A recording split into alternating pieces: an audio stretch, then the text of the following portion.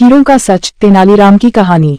एक बार राजा कृष्णदेवराय दरबार में बैठे मंत्रियों के साथ विचार विमर्श कर रहे थे कि तभी एक व्यक्ति उनके सामने आकर कहने लगा, महाराज मेरे साथ न्याय करें, मेरे मालिक ने मुझे धोखा दिया है। इतना सुनते ही महाराज ने उससे पूछा, तुम कौन हो और तुम्हारे साथ क्या हुआ है?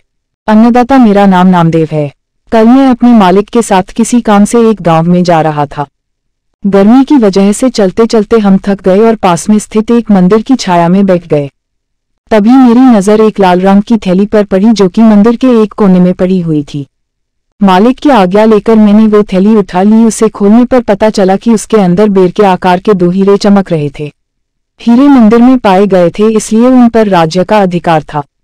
परंतु मेरे मालिक ने मुझसे ये बात किसी को भी बताने से मना कर दिया और कहा कि हम दोनों इसमें से एक एक हीरा रख लेंगे।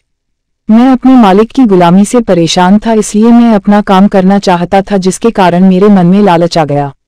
हवेली आते ही मालिक ने हीरे देने से साफ इनकार कर दिया। यही कारण है कि मुझे इंसाफ चाहिए।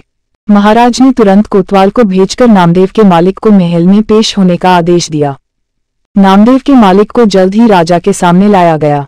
राजा ने उससे हीरों के बारे में पूछा तो वह बोला, महाराज ये बात सच है कि मंदिर में हीरे मिले थे, लेकिन मैंने वो हीरे नामदेव को देकर उन्हें राजकोष में जमा करने को कहा था। जब वह वापस लौटा तो मैंने उससे राजकोष की रसीद मांगी तो वह आनाकानी करने लगा।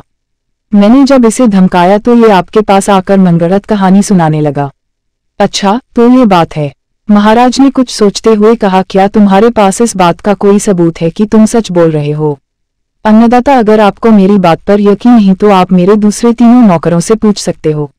वो उस वक्त वहीं थे। उसके बाद 3 नौकरों को राजा के सामने लाया गया। तीनों ने नामदेव के खिलाफ गवाही दी। महाराज 3 नौकरों और मालिक को वहीं बिठाकर अपने विश्राम कक्ष में चले गए और सेनापति तेनालीराम महामंत्री को भी इस विषय में बात करने के लिए वहां बुलवा लिया।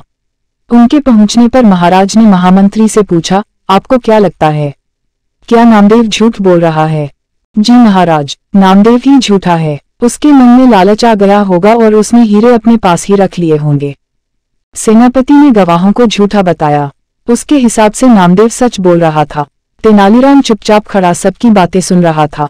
तब महाराज ने उसकी ओर देखते हुए उसकी राय मांगी।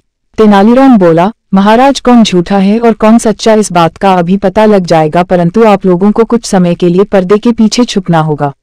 महाराज इस बात से सहमत हो गए क्योंकि वो जल्दी से जल्दी इस मसले को सुलझाना चाहते थे, इसीलिए पर्दे के पीछे जाकर छुप गए। महामंत्री और सेनापति मुंह सिकोड़ते हुए पर्दे के पीछे चले गए। अब विश्राम कक्ष में केवल तेनालीराम ही दिखाई दे रहा था। अब उसने सेवक से कहकर पहले गवाह को बुलाया। गवाह के आने पर तेनालीराम ने पूछा, क्या तुम्हारे मालिक ने तुम्हारे सामने नामदेव को हीरे दिए थे? जी हाँ। फिर तो तुम्हें हीरे के रंग और आकार के बारे में भी पता होगा। तेनालीराम ने एक कागज और कलम गवाह के सामने करते हुए उससे कहा, लो मुझे इस पर हीरे का चित्र बनाकर दिखाओ। इतना सुनते ही उसकी सिट्टी पिट्टी गुल हो गई और बोला, मैंने हीरे नहीं देखे क्योंकि वो लाल रंग की थैली में थे। अच्छा, अब चुपचाप वहां जाकर खड़े हो जाओ। अब दूसरे गवाह को बुलाकर उससे भी यही प्रश्न पूछा गया। उसने हीरों के रंग के बारे में बताकर कागज पर 2 गोल गोल आकृतियां बनाकर अपनी बात साबित की। फिर उसे भी पहले गवाह के पास खड़ा कर दिया गया और तीसरे गवाह को बुलाया गया। उसने बताया कि हीरे भोजपत्र की थैली में थे, इस वजह से वह उन्हें देख नहीं पाया।